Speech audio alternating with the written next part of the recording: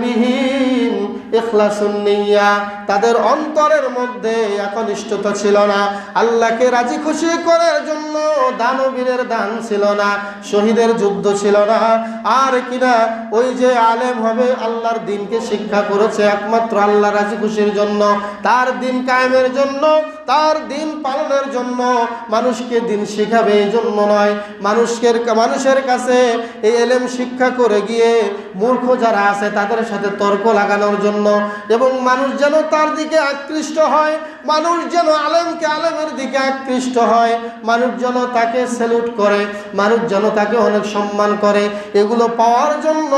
অথবা শুধু অন্য আলেমের সাথে তর্ক করবে, এই তর্ক বাহাস করার জন্য যারা এলেম শিখবে, আল্লাহর সন্তুষ্টির জন্য এলেম অর্জন করবে না, বিশ্বনবী বলেছেন এদের জন্য জান্নাত চিরতরে হারাম, জাহান্নাম তার জন্য অবধারিত হয়ে যাবে।